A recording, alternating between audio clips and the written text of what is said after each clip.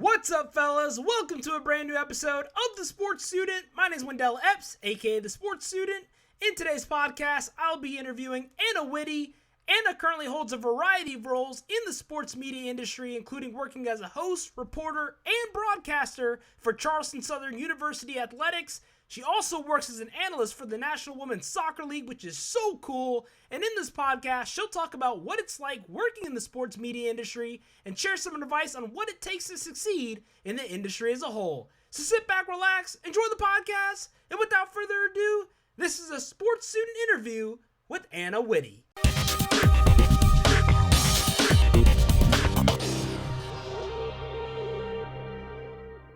Ladies and gentlemen, welcome back to another episode of The Sports Student. My name is Wendell Epps, and today I'm delighted to be joined by Anna Witte. Anna, thank you so much for coming on the podcast today. First thing first, how's your summer been going, and how are you doing?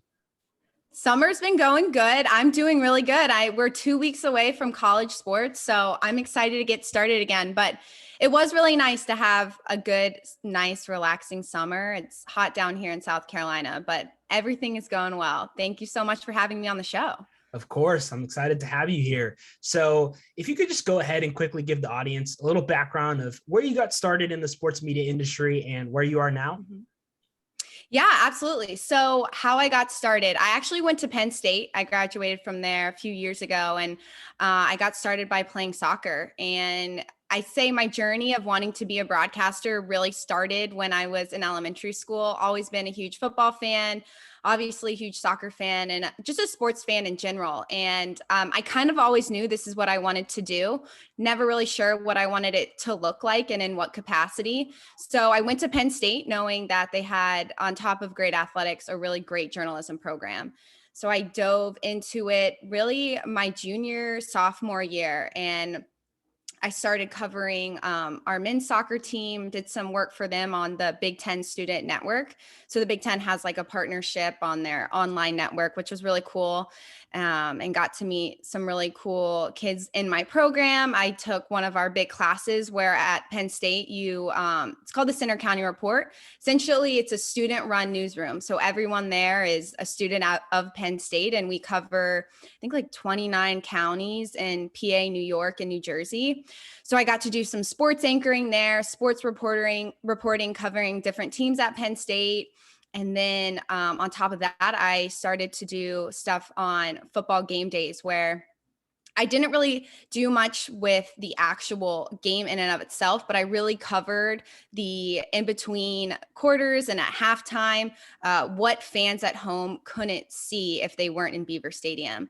So that's really how I got started. And then, of course, I had some internships. I interned in Washington, D.C. at the local NBC station, and then I interned at NFL Films. And yeah, really dove into it head first, and all of my background was really, really fun. So That's fantastic. I mean, to be able to get all that experience like at a young age, how cool was that? Like all those cool internships and then also working in a student-run news station? It was really awesome. And I think what I really enjoyed about a lot of it was I learned what I wanted to do and what I didn't want to do. And working in the news station, I got to write, I got to produce, I went out obviously and shot stuff and edited my own stuff. So I learned, and then I also got to work in the background. So I got to do production stuff, kind of see how the show runs. So that was really cool just to see from so many different angles. It takes, very well, it takes a lot of people to put on a broadcast of any kind. But then I also got to do some digital stuff and meet some really cool people in the industry who I was able to develop relationships with, which is always really important. And just see the sports world from so many different angles, like digital, like I said, broadcast, but also NFL Films gave me the angle of covering stories and doing it from a production and putting together, like a show standpoint. So yeah, it really helps me kind of narrow it down, and I'm still trying to figure out what I specifically want to do, but really narrow down what I like and what I don't like. Yeah, that's fantastic. Can you go ahead and just like continue to elaborate on the importance of having those variety of skills? Because people sometimes they say, I want to get in the sports media industry, but all I want to do is be in front of the camera. But obviously knowing those behind the camera skills are just as important. So can you speak a little bit on that, please? I think nowadays, especially when social media is so big, that you have to be able to do everything. You have to be able, especially when you're starting out, because then you have to appreciate once you do get to a place where there are people helping you put stuff together, you have to appreciate what they're doing. And also just being able to edit and shoot your own stuff is really going to set you apart when you go to apply and compete against other people for certain positions. Because if they see on your resume that not only do you know how to shoot with several different cameras, but you also know how to put together a well-produced piece, like a package, or even like a cool sizzle reel for Twitter or Instagram. And they also know that you can host podcasts and you can do, relax things, but they also see you write your own scripts. I think that is just so invaluable in this industry. People really look for someone who can do it all, because anyone can stand up here and look in front of the camera and give you information that someone's feeding to you, and then you don't see how it's edited or produced. So I think people who are hiring you and directors at news stations really look for someone who is the complete package, because, and they also know that you're a go-getter. If you really want it, you're going to be able to do all of those things. Yeah, most certainly. So I'm curious to know, now that you've been in the sports media industry for a couple years now, how have you seen it change since you first entered it, and where do you see it taking off within the next 5 to 10 years? That is such a great question. How have I seen it change? Well, social media, like I just said, I think we're really seeing a push towards Instagram, and Instagram's becoming more of a video-based thing, and TikTok's really taken off. And a lot of people get their start based off of what unique angles they can bring to a team or a news station, or however you're covering a team in any capacity. So I think that's important, to make sure that you are well-rounded in the aspect of you're on every single platform. How else have I seen it changed?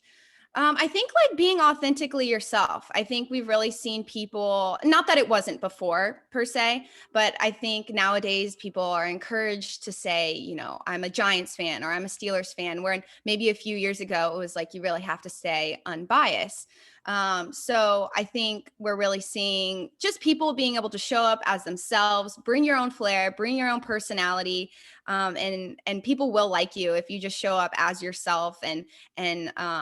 Yeah, I mean, just so many different ways though that things are changing with technology and how games are being done. I've called plenty of games from a remote location, and I think we might see that continue to happen, especially in this fall season. Yeah, for sure. I'm curious to know, how was that like broadcasting games from a remote location? I've never done that personally. I've always been in person, but for you, like, how was that? Yeah, so I've been doing it a lot. I also call soccer games down in Florida for the NWSL. And when those games we're never on site. We're in a room and there's 4 different camera angles.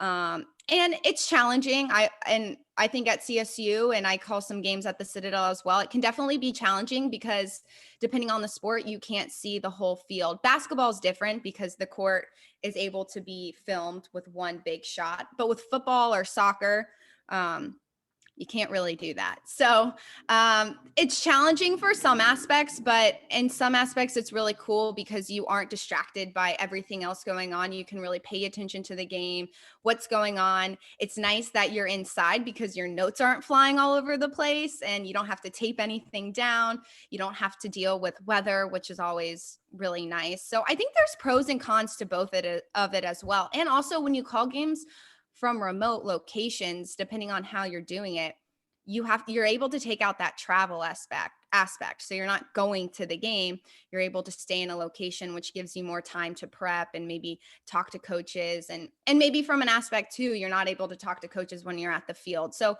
definitely pros and cons, but I think they learned last year that games are very doable from a remote location.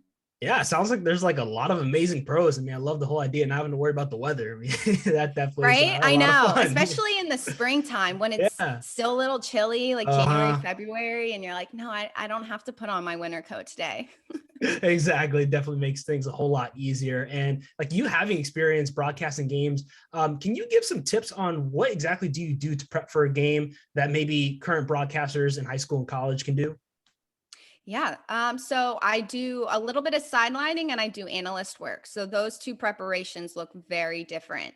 So I guess we'll start with sideline. So I sideline football and basketball. And really, when you sideline, you're really looking to bring the game into somebody's home from the sideline position. You're bringing a different aspect that the play-by-play and the analysts don't see from the booth. So when I prep for those games, I really like to obviously look at the roster, look at some background stories, see where some of the players are coming from, obviously their history.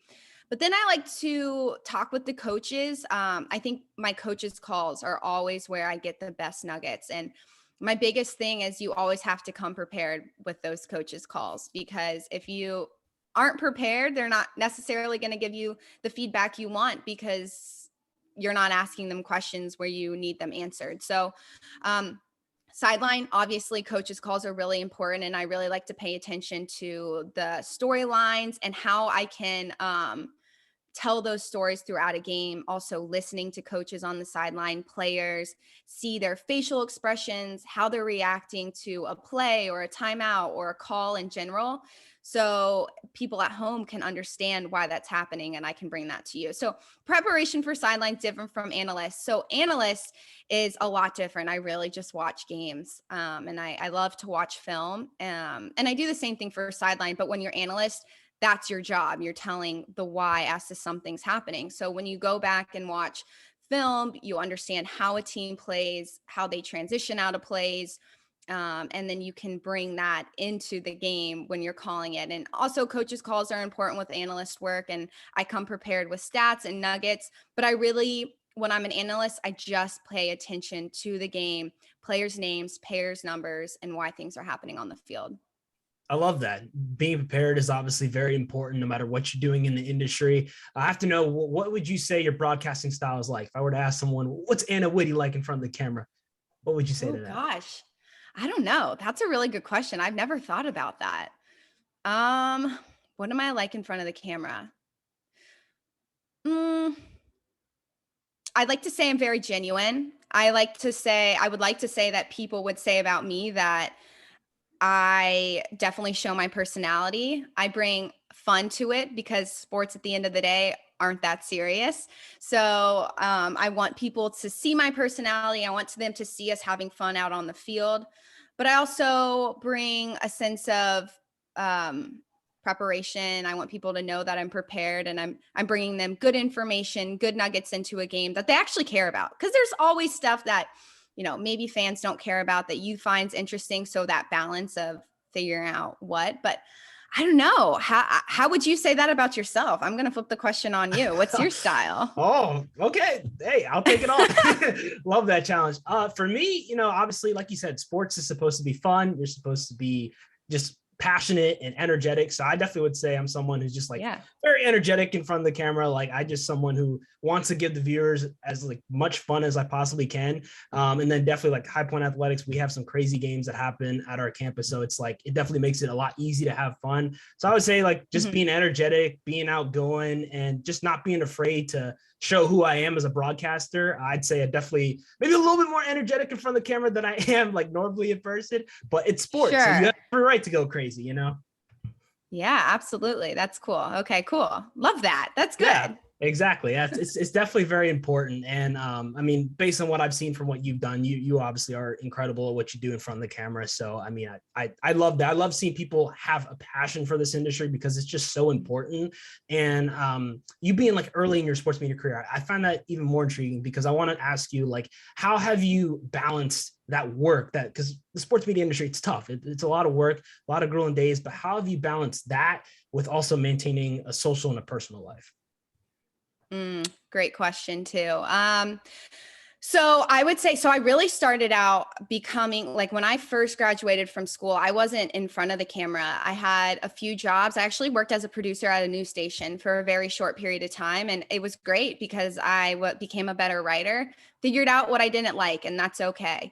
And then I became a video editor at NBC Sports Washington before I started this job with Charleston Southern. And I became a good editor, and you have more time in that aspect because you're just there for the amount of time that they need you to put something together, on top of some of the things that I did when I would go out to games and shoot them kind of on my own time.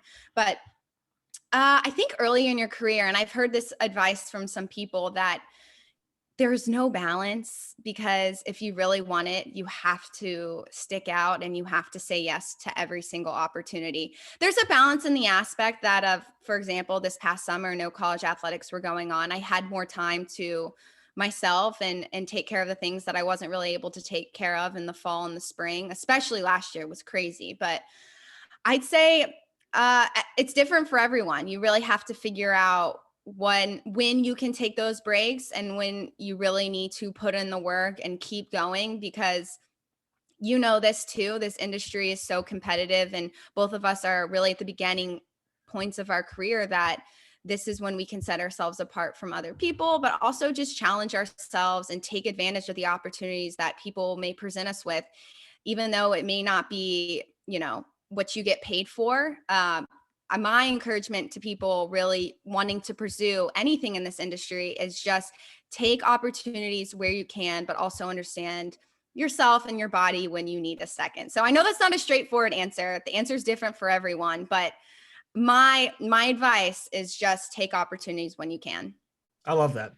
That's great advice. I mean, that's something that a lot of people hear, but it's really important to take advantage of those opportunities and not being afraid to maybe get out of your comfort zone and do something that maybe you didn't envision doing a couple years ago. But if you get that opportunity, taking advantage of it. So definitely right. And that's when you figure out what you like and what you don't like, right? Exactly. If you don't step out of your comfort zone, even if you didn't do a good job, who cares? At least you're putting yourself out there, and it's giving you the confidence that you need and that everyone needs. And it's okay if you mess up. It's okay if you make mistakes. It's okay if you look silly, because everyone does at some point in their career, even when they're in their prime, even when they're covering MLB, NFL, whatever it is, they'll still make mistakes. They'll tell you that. You just got to be comfortable knowing that it's going to happen. For sure. I want to know, do you remember your first time on camera, either broadcasting game, working like as an analyst or reporter? Do you remember that first game you did? Yeah. So would you want like college, or do you want like an opportunity after college? Let's go college and an opportunity after college. Hear both sides. Okay. So I would say when I first started doing stuff on the sidelines for Penn State football, I was so nervous. I think mostly because I knew there's so many people in Beaver Stadium on a game day. I mean, 100,000, not necessarily eyes on you specifically, but they're out there, and your peers are out there and they're watching you. And, at the beginning of your career, you're not going to hit it out of the park. So I think I was so nervous to mess up and make mistakes. And in some aspects, I wish I wasn't, because again, who cares? And who cares what other people think? And so I just remember being nervous, but growing into that as the season went on and becoming more comfortable with and confident in what I'm talking about, what we're doing, and just having fun with it. But I'd say my first analyst job after college, I called an NWSL game down in Cary, North Carolina, close to you guys. And it was a Courage versus Orlando Pride game. And I was so nervous. I prepared for that game for weeks. I knew everything about every player. And I knew kind of going in some of these players personally, and because I've played against them before, but I knew, how many caps with the national team they had. And I did not need to know the amount of information that I had. But I learned. And when I went to the game, and as soon as the whistle blew and my open was done and out of the way, I was ready and comfortable. And because I knew the sport really well, and because I knew I was prepared. So the open was really nerve-wracking, but as the game started, I got really comfortable and honestly kind of fell in love with that analyst role right then. That's awesome. I love to hear that. Yeah, obviously, once you get past it, I feel like the open's always the most challenging part because you're on camera and like you just don't know like how to start the broadcast. But as the game goes on, it's like you kind of let the game do the talking, like literally. For sure. And the open too is, there's so much. You only have a certain amount of time. Exactly. And you want to hit certain things, but you want to sound genuine giving the information. It definitely can get nerve-wracking, but the more reps, the better. For sure. I want to know, so you recently got with NWSL. Can you explain like what exactly now you're doing for the league itself? Yeah, so the National Women's Soccer League is the league where, excuse me, where a lot of it's a women's professional soccer league in America, and I go down to Florida every once in a while. I've only actually been down there once, but I plan to continue to go down there. And I call games. I'm an analyst, so that's my role within the league. But on top of that, I watch a ton of soccer. Like there's 4 games this weekend. I'm still kind of catching up on a few of the games that I missed last week because of other work. But I just watch a ton of soccer, and even if I'm not covering that team the upcoming weekend, I'll probably end up covering them at some point. So analyst jobs, analyst roles, just watching as much soccer as I possibly can, taking notes. And yeah, that's all I really do for the NWSL is be an analyst and call games right now. That's fantastic. And to be honest with you, I find the National Women's Soccer League very intriguing. I feel like it's a league that more people should be watching. So I kind of want to ask you this question. This relates to sports and then like sports media in general.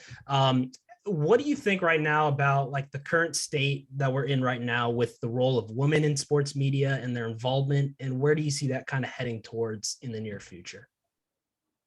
For the NWSL specifically, I think it's an awesome opportunity for people to watch very good soccer.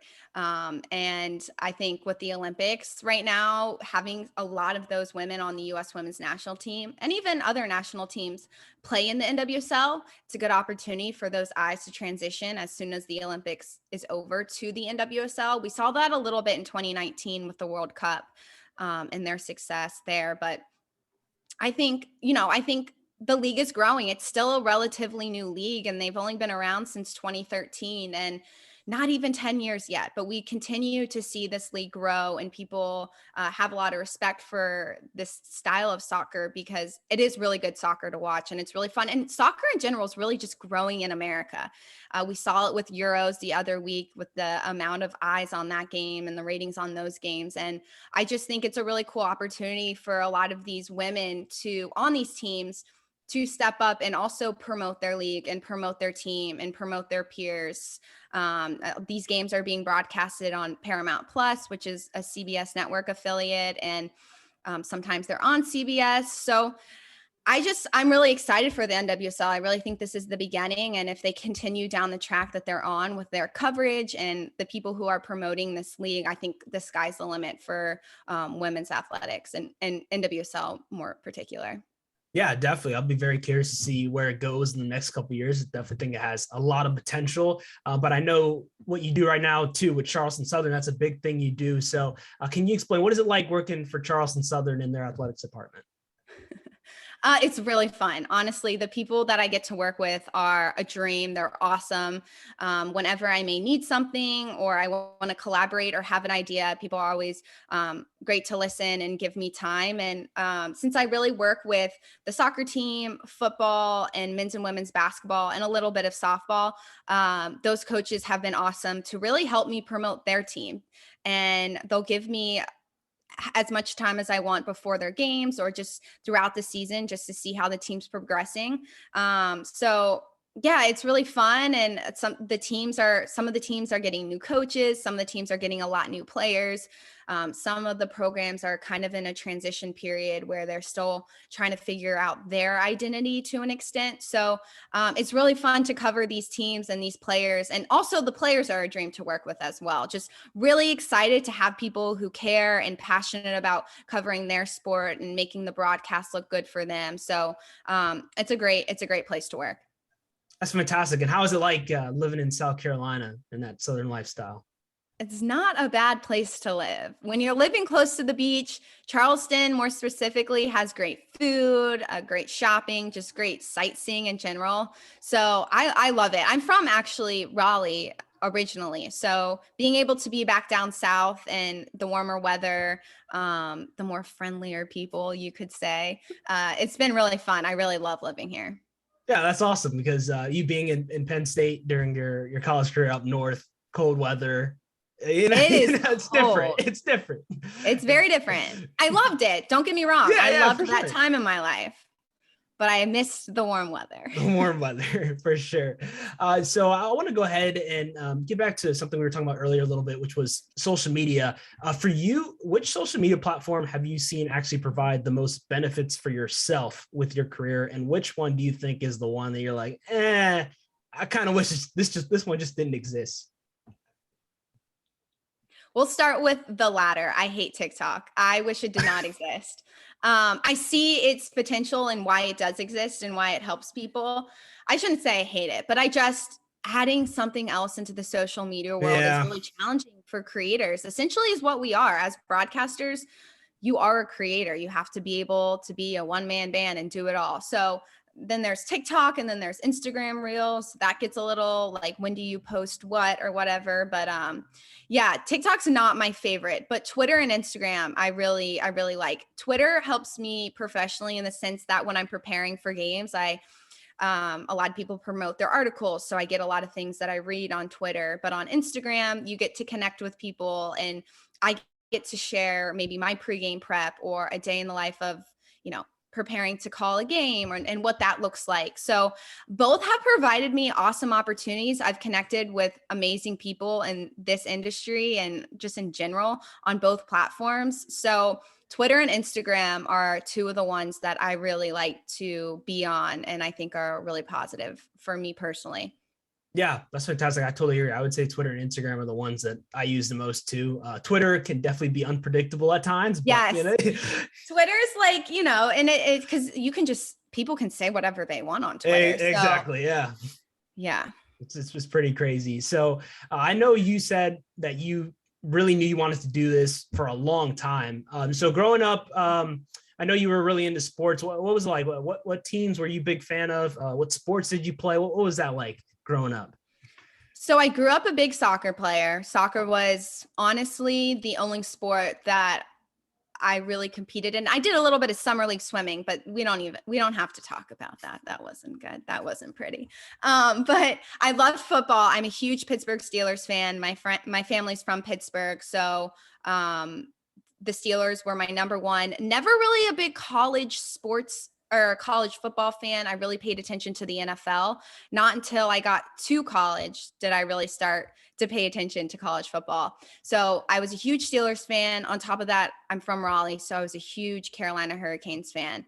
Became a really big hockey fan. In 2011, the Canes won the Stanley Cup, and I got to go to a Stanley Cup party because my family was friends with some of the coaches. And so I kind of became a big hockey fan as a young kid. And yeah, football, soccer, basketball. I'm trying to think, what other teams did I really follow?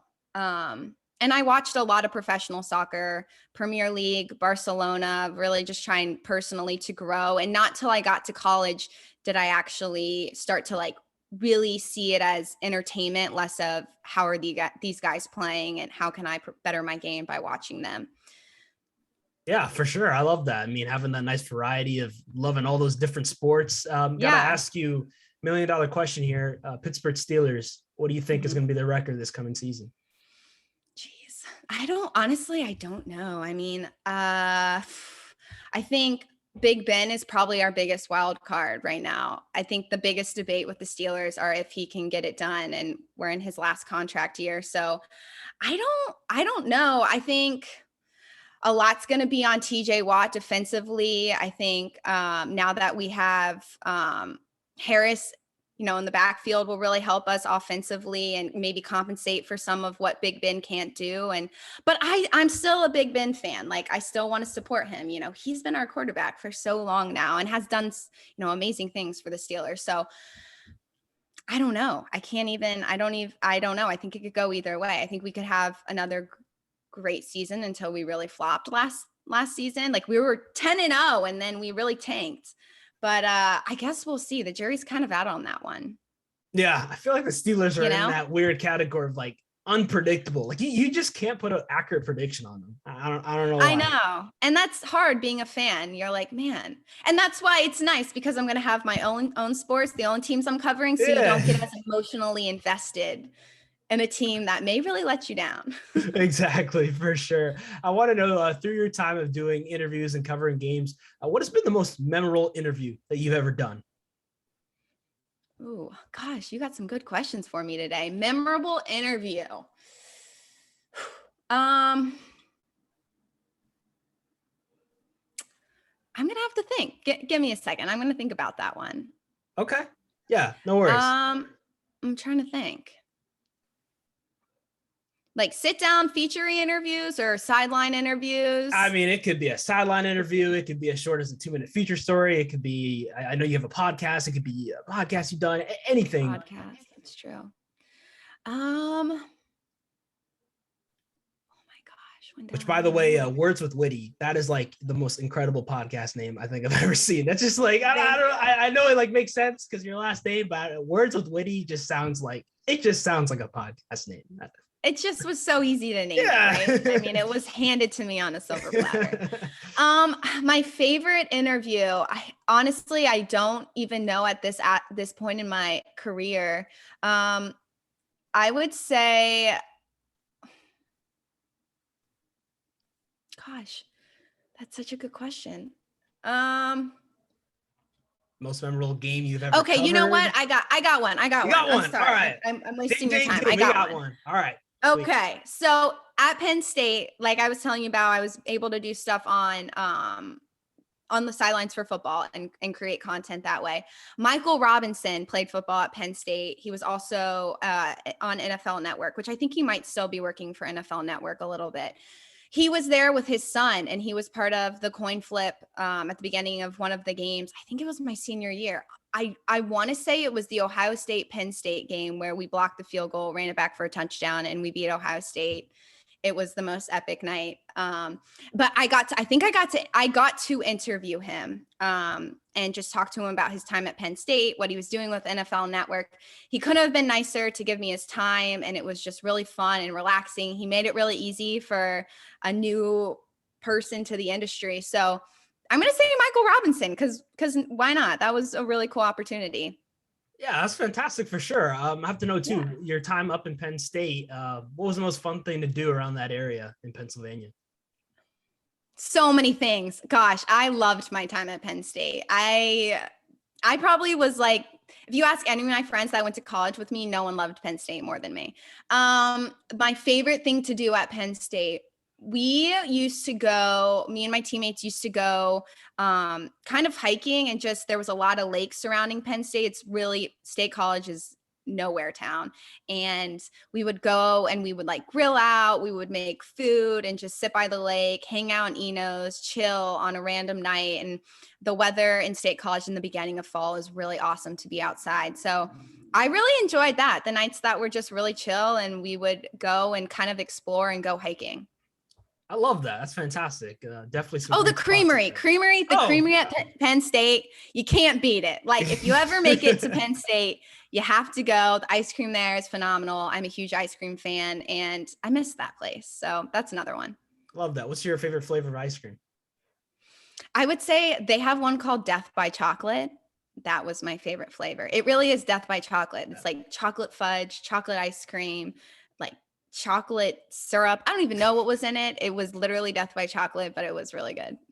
Love that. Definitely, if you're a chocolate fan, I definitely would go check that out. Yes, definitely for chocolate. For sure. But like looking back though on your college career, obviously you had an amazing time at Penn State, which was great. Was there anything that maybe you wish you knew about maybe college or just sports media in general that you didn't figure out until a little bit later? I would say, not that I didn't know this, but one thing I really didn't really start doing until after college was developing relationships in the industry. I think networking, anyone will tell you this, but networking is so vital and so important, and not just to help you when it comes to navigating, opportunities and whatever, but also to help you when you have questions about things that may sound so silly, but are actually really important to have answered. So just having mentors in this industry is so important because it is a changing industry and it is kind of a crazy place to be. And networking, creating relationships, being genuine and authentic when you do it, and just, reaching out to them every once in a while to see how they're doing, how their family's doing, how maybe you can help them.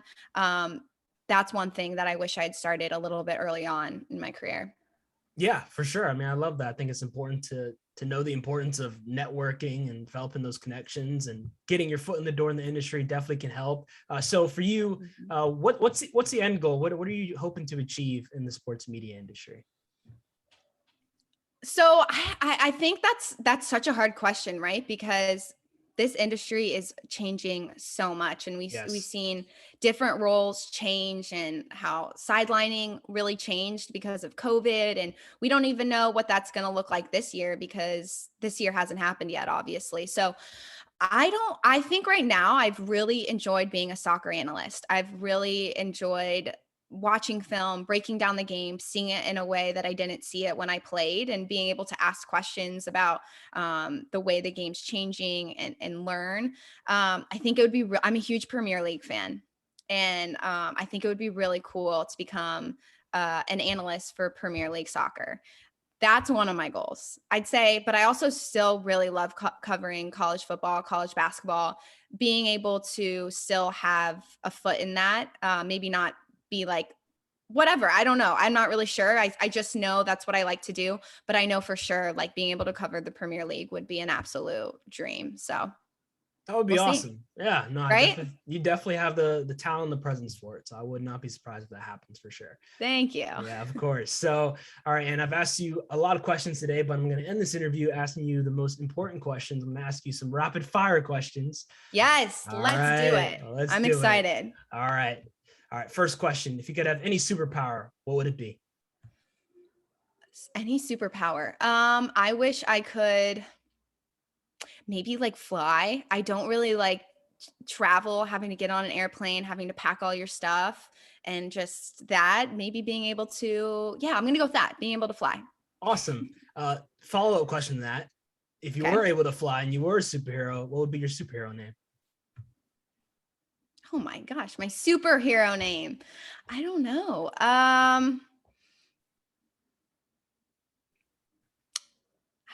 I feel like Witte. I don't know, my last name. Everyone calls me it. I feel like, I put it in my podcast. People seem to like it. I'm going to go with Witte. Yeah, I love that. Witte's awesome. What's one food you can't live without? Guacamole. I love guacamole. Guacamole. So cool. Love Mexican food in general, but like real good, like Chipotle's guacamole. It's just different. I don't know. It's different. Love that. Love that. Favorite social media platform? Instagram. Cool. What's one city that you have not been to, but you'd like to visit at some point in your life? One city I have not been to. I'm trying to think. That's a good question. Denver. I've never been to Colorado. So I would say Denver, or maybe Park City, Utah. I really want to see Colorado, Utah, all those states. That's awesome. Favorite genre of music?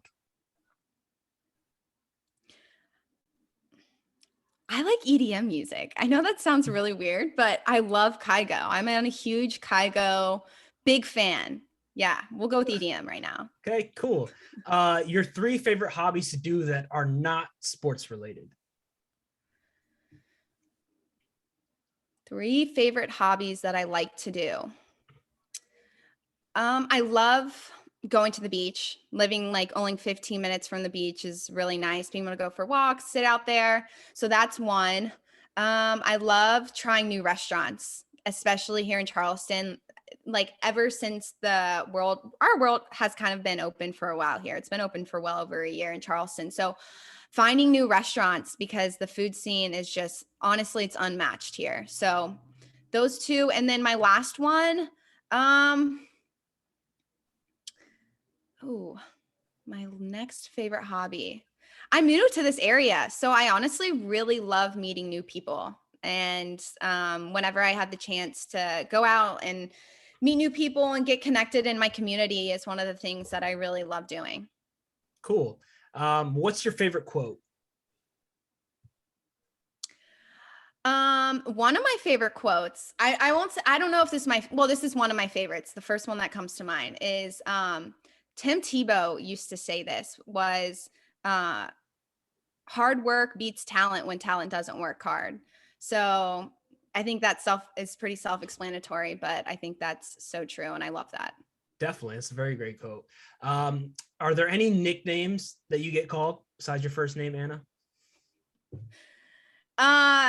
Yeah, Witty, obviously Witty is a big one. My last name's so easy to say, but my middle name is Yvonne, and a lot of my friends from college call me Yvonne or YV. I don't know why. It's just they knew my last name and got to know my personality, and they're like, "No, you're a Yvonne," and I was like, "Okay, we'll go with it." Yvonne. That's awesome. What was your favorite and least favorite subject in school growing up? Least favorite subject. That is so easy. I could never do math, and geometry, more in particular, just was never my thing. And I cannot begin to tell you how many nights I like really struggled just to do my simple math homework. And I'm so thankful I don't do it anymore. Accounting, I took that in college. Not good. Didn't go well, but at least I passed. My favorite subject in school was I took a sports marketing class my freshman year of college, and we used to read the sports business journal every day and just kind of learned a little bit about how the sports business works. And I wasn't as interested in it then, but I've taken more of a liking to it in the past few years and am able to reference some of the stuff that I learned my freshman year of college. So that's my favorite one. I'll go with that. Okay, awesome. And just a couple more for you. What's your favorite sports movie of all time? Is Kicking and Screaming count? Have you ever seen that one with Will Ferrell? I've not seen that one. Oh my gosh, Wendell, no. you have to watch it. It is so funny. I'm a huge Will Ferrell fan, but that's easily my favorite movie. I will never forget where I was when I saw it for the first time. My parents took me to the movie theater with my sister, and they gave us one of those kids boxes that had like popcorn and M&Ms. And favorite movie, honestly, I will go as far to say that's my favorite movie. Really, favorite movie of all time. That's awesome. Not to turn this into like a movie podcast, but I want to know what's like the plot of that movie. Can you give us like a quick little synopsis of it? Oh yeah, I would be more than happy to. The synopsis of it is Will Ferrell has a dad, and I can't remember his name in the movie, but his dad's a little bit older, and they both have sons the same age. So his dad gets remarried, marries a woman who has a kid, and they both have kids the same age. They're on the same soccer team. Will Ferrell's kid's not as talented, not as good, and then his dad's kid is really talented. And long story short, they trade Will Ferrell's kid to a terrible team called the Tigers. And that doesn't happen in youth sports, but that makes this movie even better. And turns out Will Ferrell has to coach the team. He ends up coaching against his father. Oh, turn the podcast off. Spoiler alert. He ends up coaching against his father in the championship game. And it's just so funny. You have to watch it. I will definitely watch that. That sounds like a great put it movie. on the list. For sure. That's going on my list. Number one. And yes. Two more for you here. If you were not working in the sports media industry, what would you be doing? I love dermatology, and I really am I've become more into fashion as well. So I've always been really into skincare and sunscreen, a huge proponent of sunscreen. And I think I'd be more interested to learn about like how that works and how skincare works and all that stuff. But, and I also really enjoy fashion. That's one of my favorite things to do. Also being able to sideline is you're able to pick out outfits and piece stuff together. And that's one of the things that I'm really into, and shopping and helping my friends shop. So I think it'd be kind of cool to be a stylist. Who knows? That sounds really cool. Yeah, definitely. And last one for you here. What's one fun fact that a lot of people do not know about Anna Witte? One fun fact. I feel like everyone knows everything about me. One thing people don't know about me. Gosh, you're asking the questions where I'm over here like, you got to give me a minute. I mean, this is good. I like this question. One thing that people don't know about me. Gosh,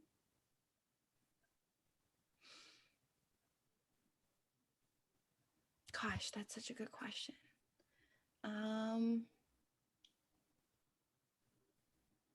You can do this. I believe in you. I can do this. I got this.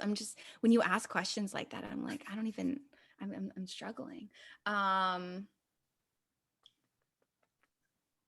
One fun fact. Like any secret talent that you have that a lot of people do not know? No, I don't have secret talents. Do I have a secret talent?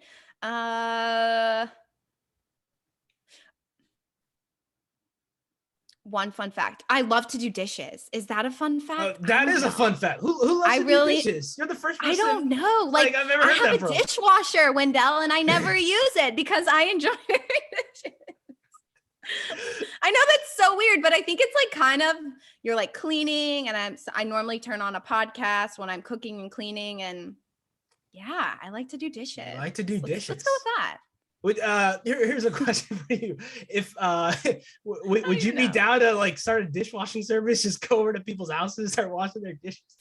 No. Not like that? I don't do other people's dishes. That's kind of unsanitary. I just like to clean up after myself. Okay, okay. That makes me feel better. You feel me? Cool. Like, I feel you. No, I wouldn't want to. Yeah, sure. It's cool, I guess. Yeah. It's good for people who live with me, right? You know? Yeah, for sure. Well, that's awesome. All right, Anna. Well, thank you so much again for coming on the podcast. Seriously, you were literally such an entertaining guest. I know everyone's going to love listening to this. You were just fantastic. You've done incredible things in the sports media industry, and I just can't wait to see what else you do in that and in life. You're just such an amazing person, have such a great personality. So thank you again for coming on. Well, thank you so much for having me. And it's been so great to meet you. And now that we know each other, I can't wait to watch your games this upcoming fall. I know you're going to be great too. Oh, yeah, for sure. Go Big South. Yes, go Big South. All right, fellas. So that was a sports student interview with Anna Witte. Another big shout out to Anna for coming on the podcast today. She was a terrific guest to have on the podcast, and I already know she's going to do some incredible things in the sports media industry down the line. But that'll do it for today's podcast. Hope you guys enjoyed it, and I will see you guys in my next one. All right, y'all. Take care. Sports student signing out. Peace.